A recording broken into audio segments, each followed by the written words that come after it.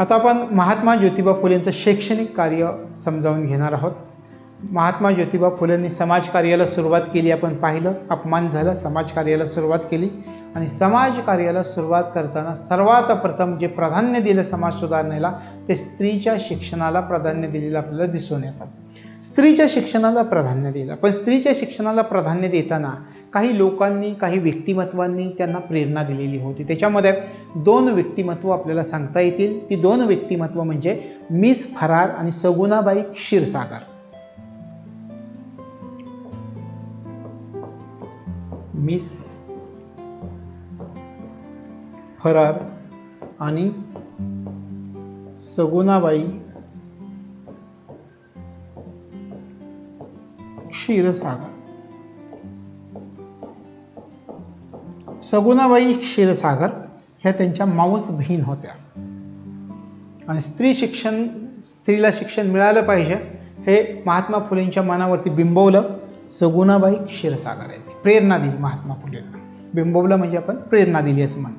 Miss फरार, अहमदनगरमध्ये एक मिलिटरी स्कूल होतं आणि हे मिलिटरी स्कूल या मिस फरार चालवत होत्या.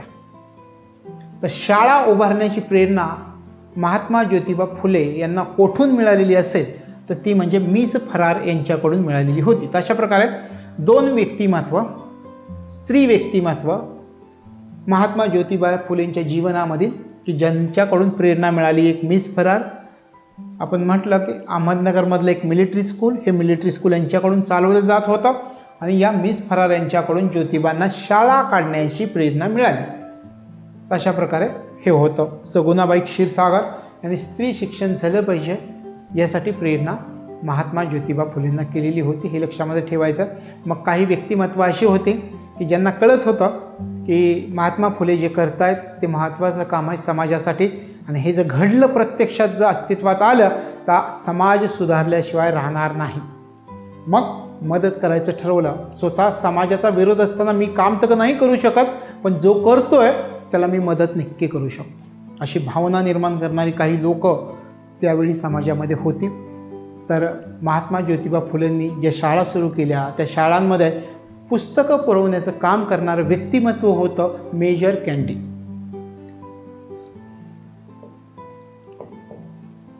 मेजर कॅन्डी हे व्यक्तिमत्व होतं की ज्यांनी महात्मा फुलेंनी जी शाळा सुरू केली होती त्या शाळांमध्ये पुस्तकं पुरवण्याचं काम केलं. महात्मा फुलेंनी आज पुरुषांसाठी जी शाळा सुरू केली त्याला दक्षिणा प्राईज फंडामधून आर्थिक सहाय्य प्राप्त होत होतं. कोणत्या फंडामधून हे लक्षामध्ये ठेवायचं, दक्षिणा प्राईज फंड किंवा प्राईज फंडामधून आर्थिक सहाय्य प्राप्त होत होतं. या ठिकाणी आपण लिहूयात प्राईज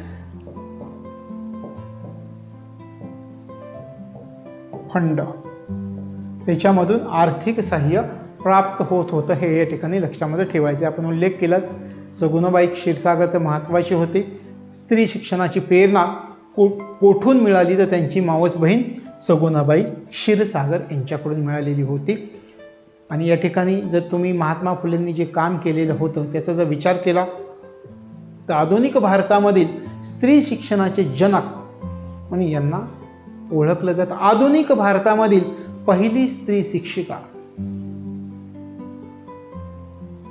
ज्योतिबा फुलेंच्या पत्नी सावित्रीबाई फुले. अशा प्रकारे आधुनिक भारतातील स्त्री शिक्षणाचे जनक असं सुद्धा यांना म्हटलं जातं. याच्यावरती प्रश्नही विचारलेला आहे. त्यानंतर ज्योतिबांनी जी शाळा काढली त्या शाळेमध्ये शिक्षक म्हणून काम करणारं एक व्यक्तिमत्व होतं. त्या व्यक्तिमत्वाचं नावही लक्षात ठेवा. ते व्यक्तिमत्व आहे विष्णुपंत थत्ते.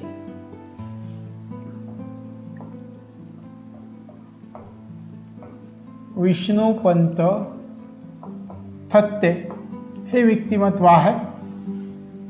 तर या व्यक्तिमत्वानं जे शाळा सुरू केलेल्या होत्या महात्मा ज्योतिबा फुलेंनी त्याच्यामध्ये शिक्षक म्हणून काम केलेलं होतं.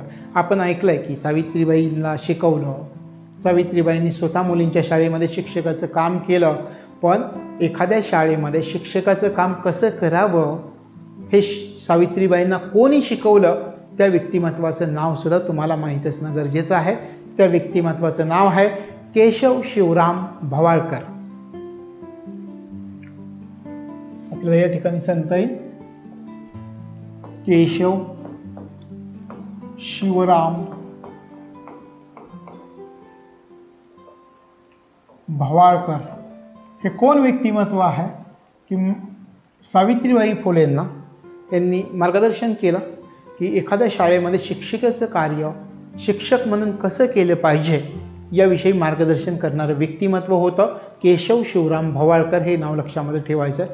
अशा प्रकारे एक एक कार्य पार पाडलं जात होतं. याशिवाय मग यांच्याकडनं शिक्षण मिळाल्यानंतर आपल्याला असं म्हणतात की ज्योतिबा फुलेंनी सावित्रीबाईंना सर्वात प्रथम शिक्षण दिलं आणि मुलींच्या शाळेमध्ये काम करायला सुरुवात केलेली होती आणि सावित्रीबाईंनी मुलींच्या शाळेत काम करायला सुरुवात केली. तर शैक्षणिक कार्य हे जे महात्मा ज्योतिबा फुलेंनी केलं त्याबद्दल ब्रिटिश सरकारने यांचा गौरव केलेला होता आणि तो गौरव केला होता की स्त्री शिक्षणाचे आद्य जनक म्हणून यांचा गौरव केलेला होता. स्त्री शिक्षणाचे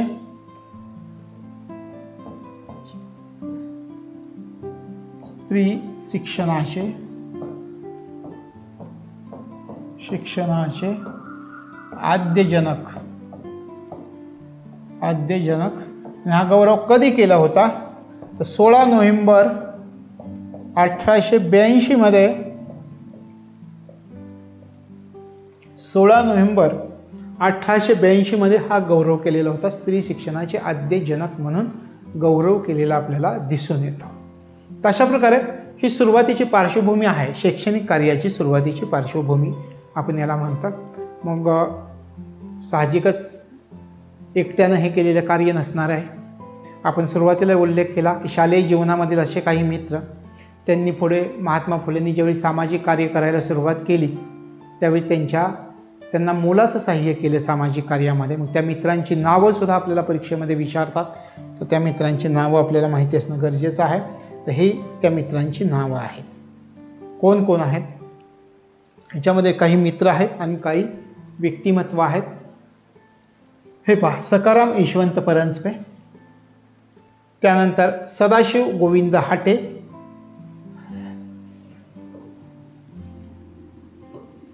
त्याच्यानंतर सदाशिव बल्लाळ गोवंडे, मोरो विठ्ठल वाळवेकर, विष्णुपंत थत्ते, केशव शिवराम भवाळकर आणि देवराव ठोसर ही व्यक्तिमत्व होती की ज्यांनी शाळा काढल्यानंतर महात्मा ज्योतिबा फुलेंना महत्त्वाचं सहकार्य मोलाचं सहकार्य केलेलं होतं. याशिवाय ई.सी. जोन्स, सौ ई.सी. जोन्स हे सुद्धा व्यक्तिमत्व आहे. तशा प्रकारे ही व्यक्तिमत्व शैक्षणिक कार्य करताना किंवा मुलींची शाळा चालवण्यासाठी ज्यांनी सहकार्य केलं महात्मा ज्योतिबा फुलेंना तर त्या व्यक्तिमत्वामध्ये या व्यक्तिमत्वांचा समावेश होतो. हे आपल्याला माहिती असणं गरजेचं. याच्यावरती प्रश्न येऊन गेलेला आहे आणि अलीकडच्या कालावधीमध्ये याच्यावरती प्रश्न येऊन गेलेला आहे. तर आपण पाहूयात की याच्यावरती प्रश्न कोणता आलेला होता. पहा, मुलींची शाळा चालवण्यासाठी महात्मा ज्योतिबा फुले यांना खालीलपैकी कोणी सहकार्य केलेलं होतं. 2019चा प्रश्न आहे. नावं वाचा. सखाराम यशवंत परांजपे, सदाशिव गोविंद हाटे, सदाशिव बल्लाळ गोवंडे, मोरे विठ्ठल वाळवेकर, विष्णुपंत थत्ते, केशव शिवराम भवाळकर, देवराव ठोसर, सौ ई.सी. जोन्स. तुमच्या लक्षात येईल सगळीच नावं आहेत. या सगळ्यांनी मिळून सहकार्य केलं होतं. तशा प्रकारे 2019ला याच्यावरती प्रश्न विचारलेला होता. हे या ठिकाणी लक्षामध्ये ठेवायचं आहे. त्यानंतर आणखी एक प्रश्न आपल्याला याच्यावरती पाहता येईल. हे पहा, आधुनिक भारतातील स्त्री शिक्षणाचे जनक कोणाला म्हणतात. सहजपणे सोडवता येईल. सहाय्यक पूर्व 2012ला हा प्रश्न विचारण्यात आलेला आहे. सावित्रीबाई फुले, वीरा शिंदे, लोकमान्य टिळक, महात्मा ज्योतिबा फुले. अशा प्रकारचा प्रश्न याच्यावरती आलेला आहे.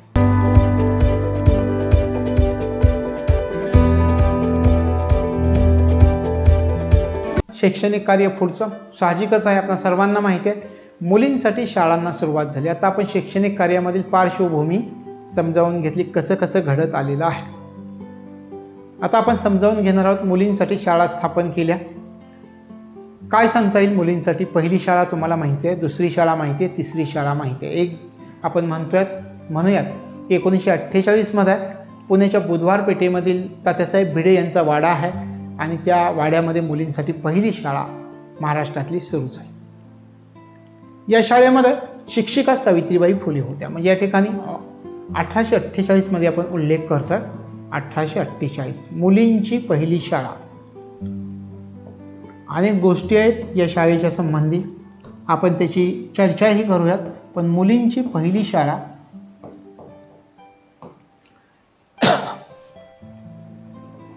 1848 मध्ये सुरू झालेली होती. मुलींची पहिली शाळा 1848 मध्ये सुरू झालेली होती, हे आपण या ठिकाणी समजावून घेतलं 1848 मध्ये. आता या ठिकाणी या शाळेमध्ये पहिल्या शिक्षिका होत्या सावित्रीबाई फुले.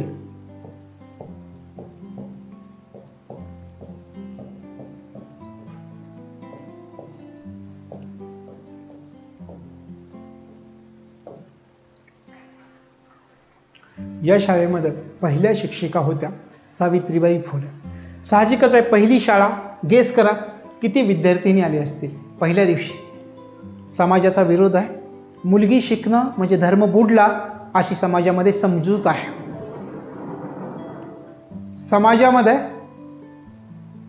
समाजाच्या विरोधात जाऊन काम करणं शक्य नाही. तर अशा परिस्थितीमध्ये आपल्याला काय सांगता येईल, किती मुली आल्या असतील? 5 मुली आल्या होत्या पहिल्या दिवशी. 5 मुली. कोणकोणत्या 5 मुली होत्या ते आपल्याला या ठिकाणी सांगता येईल. हे लक्षात आलं 1848 मध्ये मुलींची पहिली शाळा, शिक्षिका सावित्रीबाई फुले, 5 विद्यार्थिनी आलेल्या होत्या. हे या ठिकाणी लक्षामध्ये ठेवायचं. आता कोणत्या 5 विद्यार्थिनी आल्या होत्या हे आपण या ठिकाणी समजावून घेऊया. त्याच्यामध्ये मी सुरुवातीला नावं सांगतो, ती नावं लक्षामध्ये ठेवायची. सुमती मोकाशी या विद्यार्थिनी होत्या. दुर्गा देशमुख या विद्यार्थिनी होत्या. माधवी थत्ते, सोनू पवार आणि जनी कर्डिले या 5 विद्यार्थिनी जी पहिली शाळा सुरू केली होती त्या ठिकाणी आलेल्या होत्या. माहिती असणं, नावं महत्वाचं आहे, म्हणून आपण या ठिकाणी नावं घेऊयात. तुम्हीही लक्षामध्ये ठेवा. सुमती मोकाशी आठवायचं. पुढचं नाव कोणतं आहे ते?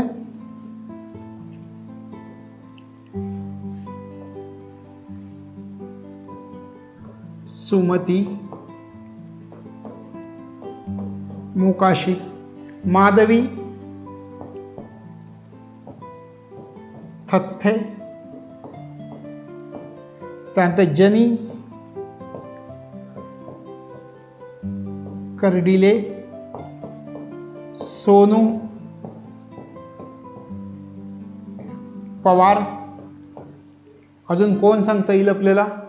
महत्वाचं व्यक्तिमत्व मी सुरुवातीला सांगितलेलं होतं की दुर्गा देशमुख. दुर्गा देशमुख.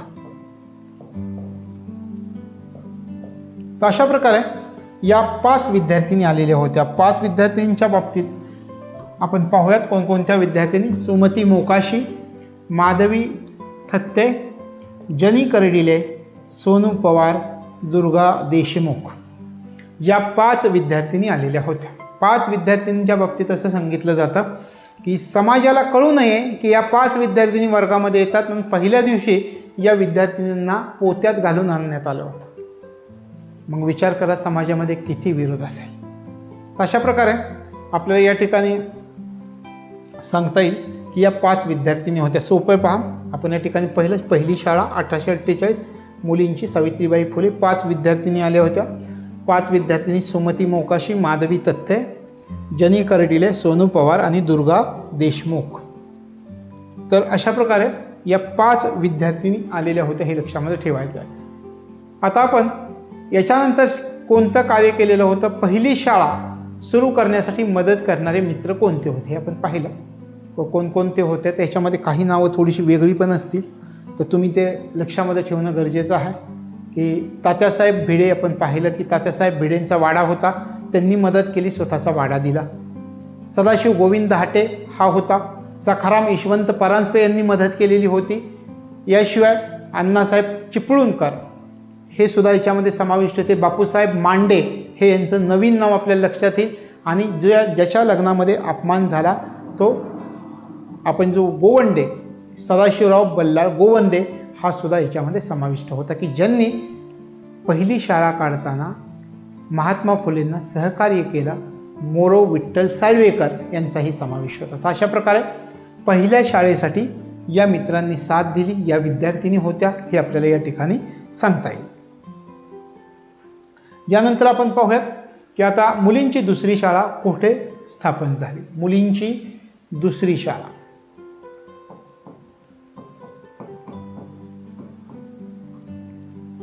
दुसरी शाळा सांगता येईल का कुठे, केव्हा, कोठे हे सांगता येईल का?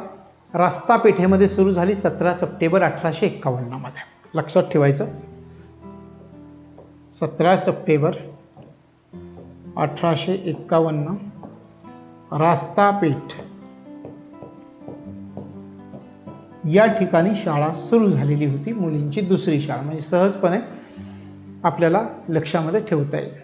आता विचार करा मुलींची तिसरी शाळा. मुलींच्या तिसऱ्या शाळेचा जर आपण विचार केला, तिसरी शाळा मुलींच्या बाबतीत बोलतोय आपण, तिसरी शाळा वेताळ पेठेमध्ये सुरू झालेली होती 15 मार्च 1852 मध्ये. 15 मार्च 1852 वेताळ पेठ या ठिकाणी सुरू झालेली होती. आणि यावेळी त्यांना ज्या मित्रानं मदत केलेली होती त्याचं नाव होतं मोरो विठ्ठल वाळवेकर. तशा प्रकारे मुलींच्या 3 शाळा आपण या ठिकाणी समजावून घेतल्या. ज्याप्रमाणे मुलींसाठी शाळा सुरू केली त्याचप्रमाणे अस्पृश्यांसाठीही शाळा सुरू केलेल्या होत्या. मग अस्पृश्यांसाठी शाळा ज्या सुरू केल्या त्याच्यामध्ये पहिला प्रयत्न करण्यात आला 1851 मध्ये. 1851 मध्ये पहिला प्रयत्न करण्यात आला, शाळा सुरू करण्यात आली, पण ही शाळा समाजाच्या विरोधामुळे, आर्थिक अडचणींमुळे बंद पडलेली होती. पुन्हा 1852 मध्ये वेताळ पेठेमध्ये शाळा सुरू करण्यात आली. 1852 वेताळ पेठ. अशा प्रकारे पहिला प्रयत्न 1851 मध्ये झाला आणि अस्पृश्यांसाठीची पहिली शाळा जी खऱ्या अर्थानं सुरू झाली ती 1852 मध्ये सुरू झालेली होती, हे लक्षामध्ये ठेवायचं. त्यानंतर महात्मा ज्योतिबा फुलेंनी महार मांग यासारखी जी समाज होता, मंडळी होती, किंवा या समाजासाठी एका संघटनेची स्थापना केली किंवा या लोकांना शिकवता यावं यासाठी ज्या संघटनेची स्थापना केली गेली त्या संघटनेला मंडळी असं म्हणतात. मंडळी 1853 मध्ये मंडळीची स्थापना करण्यात आली. मंडळी या संघटनेची स्थापना करण्यात आली. महार मांग या लोकांना शिकविता यावं या उद्देशानं स्थापन केलेल्या संघटनेचं नाव मंडळी असं होतं आणि 1853 मध्ये ही संघटना स्थापन करण्यात आलेली होती. याशिवाय आता या संघटनेच्या नावाचा जर विचार केला तर अतिशय विचारपूर्वक नाव देण्यात आलेलं आहे. सोसायटी असं म्हटलेलं आहे. पुन्हा सांगितलंय कशासाठी, कोणासाठी. Society for promoting the education. कशासाठी? Promoting the education. कोणासाठी? Of Mahar Mang and others. The society for promoting, आपण या ठिकाणी पाहूयात, दी सोसायटी कशासाठी? फॉर प्रमोटिंग, फॉर, आपण याच्या ठिकाणी विचार करतोय की उद्देश पण आपल्याला लक्षात घ्यायचा आहे म्हणून आपण म्हणतो for promoting the education. The education, promoting the education. कोणासाठी?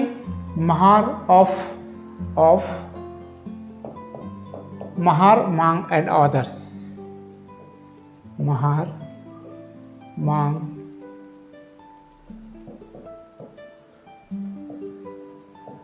And others.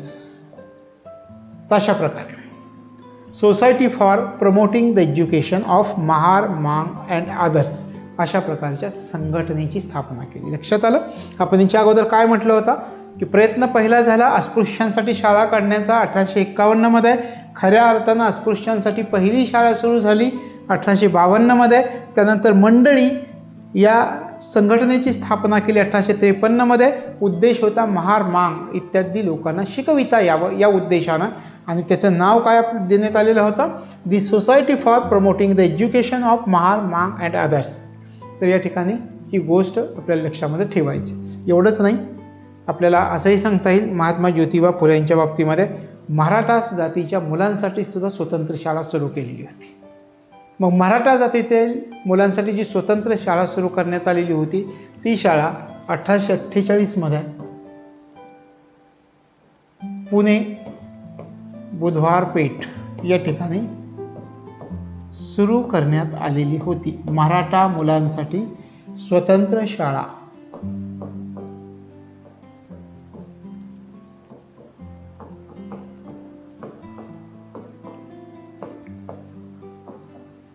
स्वतंत्र शाळा 1848 मध्ये स्थापन करण्यात आलेली होती बुधवार पेठेमध्ये. आता ही जी मराठा मुलांसाठी स्वतंत्र शाळा, मराठा म्हणजे काय, मराठा जातीच्या मुलांसाठी असा आपण या ठिकाणी उल्लेख करण्याचा अर्थ आहे. त्या ठिकाणी दोन व्यक्तिमत्वांनी मदत केलेली होती. ही मराठा समाजाच्या मुलांसाठी ज्या स्वतंत्र शाळा उभारण्यात आल्या त्याच्यामुळे सदाशिव हाटे आणि सदाशिव बल्लाळ गोवंडे दोन सदाशिव होते. सदाशिव हाटे, सदाशिव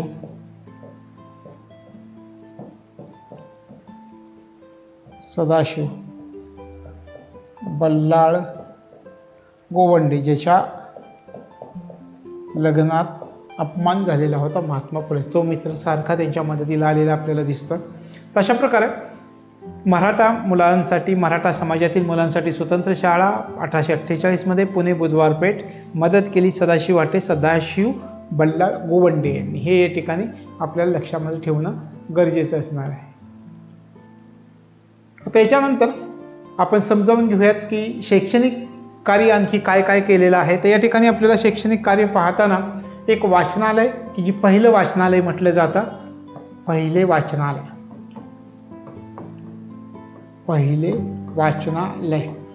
कधी सुरू झालं, त्याचं नाव काय होतं हे आपल्याला या ठिकाणी समजावून घ्यायचं. तर 1852 मध्ये पहिलं वाचनालय सुरू झालं. याला पुणा ग्रंथालय असं म्हणतात, पुणा लायब्ररी असं आपण म्हणूया, पुणा लायब्ररी असं म्हणतात. आणि या ठिकाणी आपल्याला जर विचार करायचा असेल तर याला मराठीमध्ये पुणे मराठी ग्रंथालय असं सुद्धा म्हटलं जातं. तर हे लक्षामध्ये ठेवायचं, ऑप्शन कोणता येईल त्याच्यामध्ये आपल्याला ते उल्लेख करावं लागेल. पुणे मराठी ग्रंथालय, पुणे मराठी ग्रंथालय. तर अशा प्रकारे पहिलं वाचनालय 1852 मध्ये पुणा लायब्ररी, पुणे मराठी ग्रंथालय, अस्पृश्य समाजासाठी हे वाचनालय सुरू करण्यात आलेलं होतं, हे लक्षामध्ये ठेवायचं. आणखी एक संकल्पना राबवलेली होती त्यांनी की रात्रीची शाळा ही संकल्पना राबवली होती. रात्रीची शाळा ही संकल्पना राबवलेली होती. आणि ही संकल्पना महात्मा ज्योतिबा फुलेंनी जी राबवलेली होती ती 1855 मध्ये राबवलेली होती. 1855 मध्ये ही संकल्पना राबवण्यात आलेली होती. अशा प्रकारे रात्रीच्या शाळेची संकल्पना नुसतीच संकल्पना राबवली नाही तर स्वतः या शाळेमध्ये शिकवण्याचं काम महात्मा ज्योतिबा फुलेंनी केलेलं होतं. म्हणजे तुम्हाला जर प्रश्न विचारला की रात्रीची शाळा सुरू केली 1855 मध्ये सुरू केली आणि स्वतः महात्मा फुले या शाळेमध्ये शिक्षक म्हणून कार्यरत होते, तर या ठिकाणी आपल्याला सांगता येईल की ही सगळी विधानं बरोबर आहेत. याच्यावरती एक पिक्चर सुद्धा आलेला आहे, तो सिनेमा म्हणजे निशाणी डावी अंगठा. तशा प्रकारे डावा अंगठा, निशाणी डावा अंगठा, तशा प्रकारचा सिनेमा सुद्धा याच्यावर गेलेला आहे. ही संकल्पना रात्रीची शाळा, समाजाला शिक्षित करायचं आहे. रात्रीची शाळा सुरू केली 1855 मध्ये आणि स्वतः त्या शाळेमध्ये शिकवण्याचं काम केलेलं होतं. याशिवाय आणखी एक महत्त्वाची गोष्ट महात्मा ज्योतिबा फुलेंच्या बाबतीत शिक्षणाच्या, ज्या शाळेमध्ये त्यांनी शिक्षण घेतलं त्या शाळेमध्ये अर्धपगारी शिक्षक म्हणून सुद्धा महात्मा ज्योतिबा फुलेंनी काम केलेलं आहे. कोणती शाळा? तर स्कॉटिश मिशनरी स्कूल. आपण पाहिलं तर त्या स्कॉटिश मिशनरी स्कूलमध्ये सुद्धा अर्धपगारी शिक्षक म्हणून पुढच्या कालावधीमध्ये यांनी काम केलेलं आपल्याला दिसून येतं. हे सगळं करायचं आहे, एकट्याला शक्य नाही आहे. मुलींसाठी शिकवण्यासाठी एखाद्या स्त्रीला तयार करायचं आहे. स्वतःच्या पत्नीची निवड केली, सावित्रीबाई फुलेंची निवड केली. स्त्री पुरुषापेक्षा श्रेष्ठ आहे असं मानणारं व्यक्तिमत्व होतं महात्मा ज्योतिबा फुले. आणि सावित्रीबाई फुलेंना शिक्षण द्यायला सुरुवात झाली आणि सावित्रीबाई फुले यांचं शिक्षण ज्या शाळेमध्ये झालं त्या शाळेचं नाव होतं नॉर्मल स्कूल. सावित्रीबाई फुलेंचं शिक्षण ज्या शाळेमध्ये झालं त्या शाळेचं नाव या ठिकाणी आपल्याला लक्षात ठेवावं लागेल.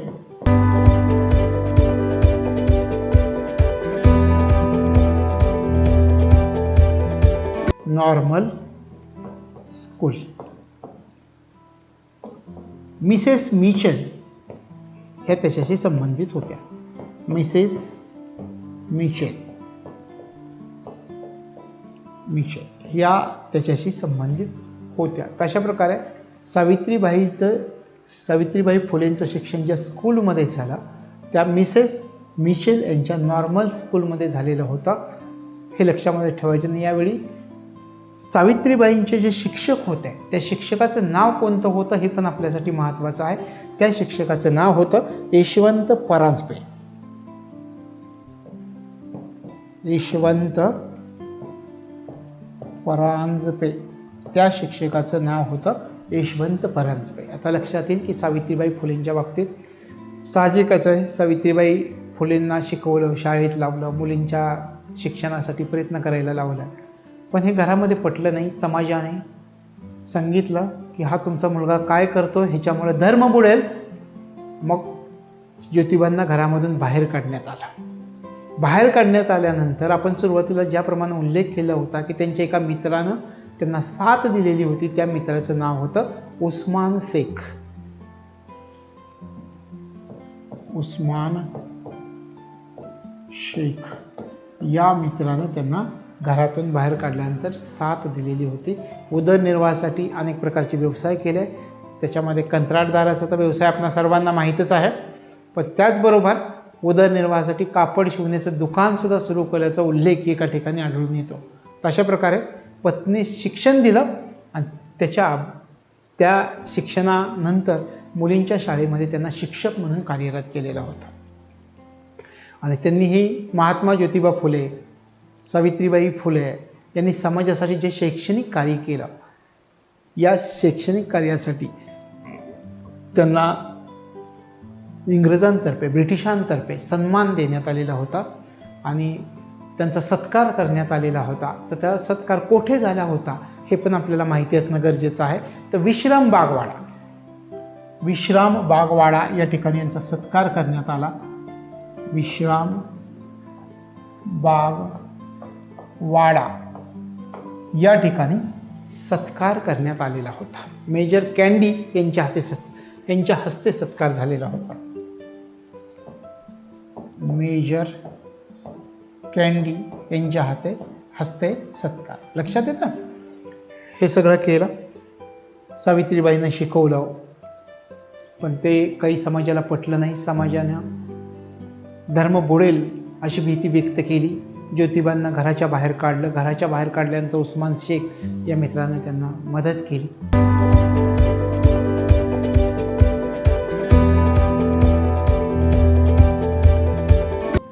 मदत केल्यानंतर पुढच्या कालावधीमध्ये ब्रिटिशांच्याही लक्षात आलं की हा माणूस किती महत्त्वाचं समाजासाठी काम करतं.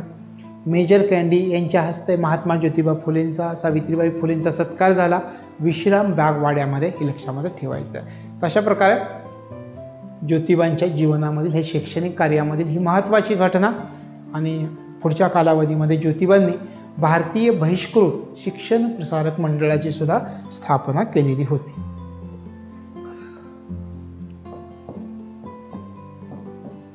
भारतीय बहिष्कृत शिक्षण प्रसारक मंडळ.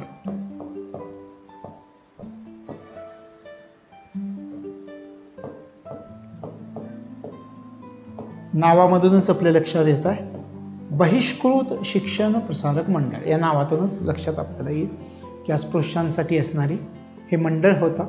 तशा प्रकारच्या मंडळाची सुद्धा यांनी स्थापना केलेली होती. विद्येचं महत्त्व सांगितलं. शेतकऱ्यांचा आसूड या ग्रंथामध्ये महात्मा ज्योतिबा फुलेंनी आणि अतिशय एखाद्या पद्यात्मक आपल्याला सांगता येईल की पद्य पद्धतीनं की विद्येविना मती गेली, मतीविना नीती गेली, नीतीविना गती गेली, गतीविना शूद्र खचले, इतके अनर्थ एका अविद्येने केले. अशा प्रकारे विद्येचं महत्त्व महात्मा ज्योतिबा फुलेंनी शेतकऱ्याचा असूड या ग्रंथामध्ये सांगितलं आणि आपली व्यथा व्यक्त केली की शिक्षणाभावी समाजाची कोणत्या प्रकारे परवड होते हे महात्मा फुलेंनी या शब्दामध्ये कथन केलेलं होतं. तशा प्रकारे विद्येचं महत्त्व या शब्दांमधून महात्मा फुलेंनी सांगितलेलं आपल्याला या ठिकाणी दिसून येतं.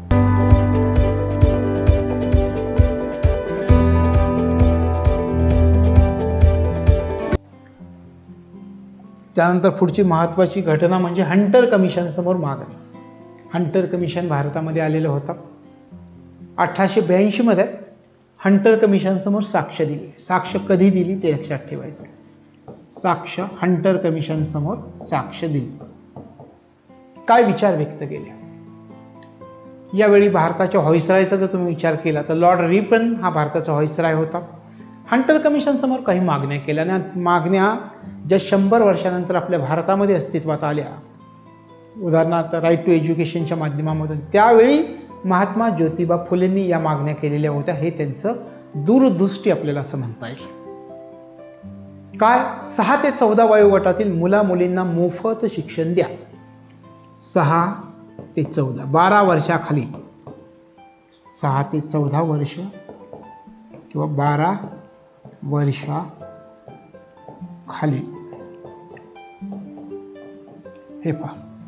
1882 मध्ये साक्ष दिली. सांगितलं 6 ते 14 वर्ष वयोगटामधील मुला मुलींना मोफत शिक्षण द्या आणि ते शिक्षण कसं असलं पाहिजे? सक्तीचं असलं पाहिजे. हे लक्षामध्ये ठेवले. सक्तीचं आणि मोफत असलं पाहिजे. तशा प्रकारची मागणी केली आणि याशिवाय शेतकऱ्यांच्या मुलांच्या बाबतीतही मागण्या केल्या. सांगितलं की शेतकऱ्याच्या मुलांना या देशामध्ये मोफत प्रशिक्षण मिळलं पाहिजे, मोफत शिक्षण प्राप्त झालं पाहिजे. ज्ञान कसं असलं पाहिजे हे हंटर कमिशन समोर महात्मा ज्योतिबा फुले सांगतायत. नैतिक आणि आरोग्यविषयक ज्ञान विद्यार्थ्यांना शाळेमध्ये मिळालं पाहिजे. अस्पृश्यांविषयी मागण्या केल्या. अस्पृश्यांविषयी सांगितलं की अस्पृश्यांसाठी वेगळ्या आणि स्वतंत्र शाळा तयार करा आणि अस्पृश्यांच्या शाळेवर जे शिक्षक तुम्ही नेमणार आहात त्या ठिकाणी फक्त अस्पृश्य शिक्षकांचीच नेमणूक करा असं सांगितलं. शेतकऱ्यांच्या मुलांना स्कॉलरशिप द्या.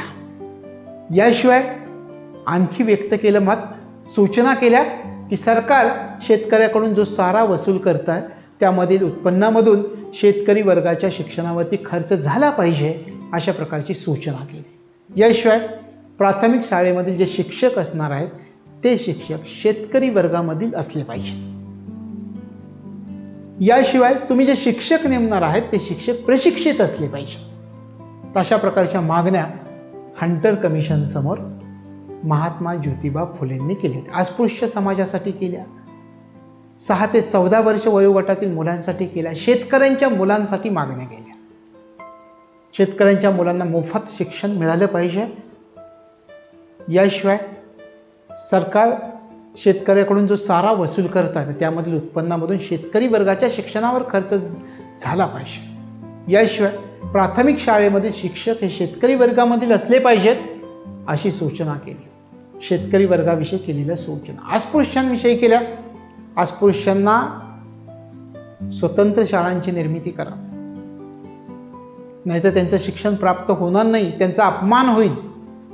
आणि जर तुम्ही अस्पृश्यांच्या शाळा ज्या तयार करणार आहात त्या शाळेंवर फक्त अस्पृश्य शिक्षकांचीच नेमणूक करा. तशा प्रकारे अस्पृश्यांविषयी मागण्या केल्या आणि 6 ते 14 वयोगटातील ही मागणी की 12 वर्षाखालील मुलांना मोफत आणि सक्तीचं शिक्षण मिळालं पाहिजे. तर हे लक्षामध्ये ठेवायचं. कदाचित याच्यावरती प्रश्नही विचारले जाऊ शकतील. आणि हंटर आयोगावरती टीकाही केली महात्मा ज्योतिबा फुलेंनी. सगळ्याच सूचना हंटर आयोगाने महात्मा फुलेंच्या स्वीकारल्या असं नाही. हंटर आयोगावरती टीका केली आणि टीका कोणत्या पुस्तकात केलेली आहे असं विचारलं जाईल आपल्याला. तर 1891 मध्ये त्यांचं जे सार्वजनिक सत्यधर्म हे पुस्तक आहे, या पुस्तकावर हंटर साहेबांवरती महात्मा ज्योतिबा फुलेंनी टीका केली आणि स्पष्टपणे सांगितलं हा जो आयोग आहे यांना हिंदू ब्राह्मणांशिवाय या समाजामधली शूद्रातिशूद्र, भिल्ल, कोळी या लोकांविषयी अजिबात ज्ञान नाही आहे. म्हणून ते अशा प्रकारचा निर्णय घेतात आणि महात्मा फुलांच्या भाषेतच सांगायचं म्हटलं तर म्हणून ते असा वाचाळपणा करीत आहेत. अशा प्रकारची टीका शेतकऱ्यांनी आपल्या सार्वजनिक सत्यधर्म या ग्रंथामध्ये 1891 मध्ये महात्मा ज्योतिबा फुलेंनी केलेली होती. तर अशा प्रकारे हा हंटर कमिशन समोर केलेल्या मागण्या आपल्याला लक्षामध्ये ठेवाव्या लागतील.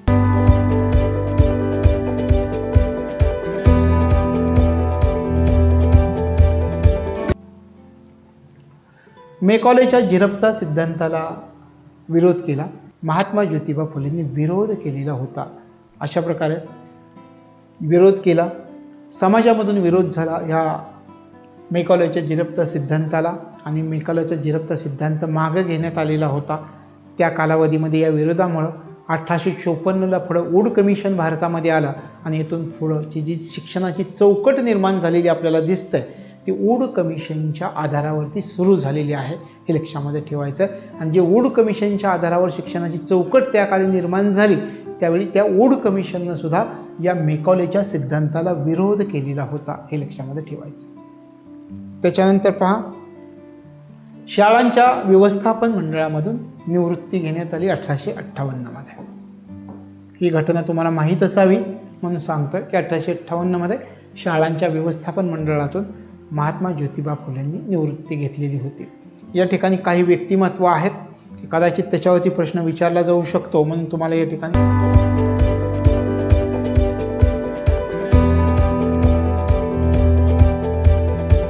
ते लक्षात घ्या की दलितांच्या शाळा, त्या शाळेमध्ये शिक्षण म्हणून काम केलेली व्यक्तिमत्व आहेत ही सगळी.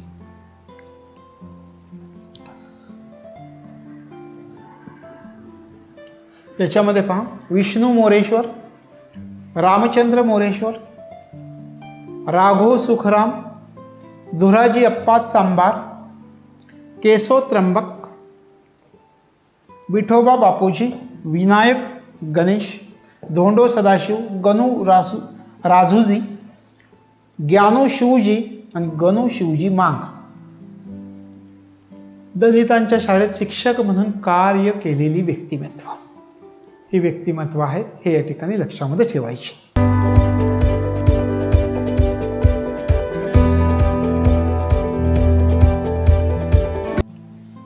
त्याच्यानंतर महात्मा फुलेंनी काही शाळा स्थापन केलेल्या होत्या. तर त्या शाळा कदाचित तुम्हाला असं विचारतील की खालीलपैकी कोणत्या ठिकाणी शाळा स्थापन केली नव्हती, म्हणजे कोणकोणत्या ठिकाणी आहेत हे आपल्याला माहिती असणं गरजेचं आहे. पहा, 3 ऑगस्ट 1848 पहिली शाळा भिडेवाडा, जिल्हा पुणे. 1 मे 1848 हडपसर, पुणे. 20 डिसेंबर 1848 सासवड, पुणे. 15 जुलै 1849 नायगाव, सातारा जिल्हा. 1 सप्टेंबर 1849 तळेगाव, डमडेरे, पुणे जिल्हा. 3 मार्च 1850 अंजीरवाडी, माझगाव. ही नावं लक्षात ठेवायची, कारण खालीलपैकी कोणत्या ठिकाणी शाळा स्थापन केली नव्हती हे विचारू शकतो. स्थापना वर्ष पहा आपण या ठिकाणी पुन्हा एकदा पुढचे. 19 सप्टेंबर 1850 भिंगार या ठिकाणी. 3 जुलै 1851 चिपळूणकर वाडा, पुणे. 1 डिसेंबर 1851 नानापेठ, पुणे. 17 सप्टेंबर 1851 रास्तापेठ, पुणे. 15 मे 1848 महारवाडा, पुणे. 5 डिसेंबर 1848 ओतूर, पुणे. त्यानंतर 1 जुलै 1849 आल्हादांचे घर, कसबा पेठ, पुणे. आल्हादांचे घर लक्षात ठेवा. 18 जुलै 1849 शिरवळ, तालुका खंडाळा, जिल्हा सातारा. 8 सप्टेंबर 1849 शिरूर, जिल्हा पुणे. 6 मार्च 1850 करंजे, जिल्हा सातारा. 1 डिसेंबर 1850 मुंडवे, जिल्हा पुणे. आणि 17 सप्टेंबर 1851 रास्तापेठ, पुणे. आणि 15 मार्च 1852 वेताळपेठ, पुणे. तशा प्रकारे महात्मा ज्योतिबा फुले यांनी त्यांच्या जीवनामध्ये सुरू केलेल्या शाळा आपल्याला या ठिकाणी सांगता येईल. आणि हे जे शिक्षण कार्य केलं त्या शिक्षण कार्याबद्दल त्यांनी काही अपेक्षा सुद्धा व्यक्त केलेल्या होत्या. शिक्षण देत असताना शेतीविषयक प्राथमिक ज्ञान शिक्षणामध्ये दिलं जावं हे सांगितलेलं होतं. अभ्यासक्रम तयार करताना जुना अभ्यासक्रम ठेवू नका, अभ्यासक्रमाची नवी पुस्तकं तयार करा, असं महात्मा ज्योतिबा फुलेंनी अपेक्षा व्यक्त केलेली होती. त्याच्यानंतर शाळा ज्या आपण स्थापन करतोय तर त्या शाळांची नियमित तपासणी झाली पाहिजे, त्याच्यासाठी स्वतंत्र अधिकारी असली पाहिजेत आणि त्या स्वतंत्र अधिकाऱ्यांकडून या शाळांची तपासणी झाली पाहिजे. त्याच्यानंतर शासनानं शूद्र स्त्रिया, अतिशूद्र, शूद्र अशूद्र किंवा स्त्रिया यांच्या शिक्षणाकडे विशेष लक्ष देणं गरजेचं आहे हे सांगितलं. याशिवाय या ठिकाणी शूद्र, अतिशूद्र, स्त्रिया यांना विशेष सवलती देण्यात याव्यात शिक्षण घेताना. याशिवाय या शूद्रांना, अतिशूद्रांना, स्त्रियांना ज्यावेळी तुम्ही नोकऱ्या देताल तर अग्रक्रमाने या वर्गाला नोकरी दिली जावी अशा प्रकारची अपेक्षा व्यक्त केलेली होती आणि शिक्षणाची जबाबदारी शासनानं स्वीकारली पाहिजे. या शूद्र, अतिशूद्र किंवा स्त्री आहेत यांच्या शिक्षणाची जबाबदारी शासनानं स्वीकारली पाहिजे अशा प्रकारच्या अपेक्षा शिक्षणाविषयी महात्मा फुलेंनी व्यक्त केलेल्या होत्या. हे या ठिकाणी लक्षामध्ये ठेवायचं आहे.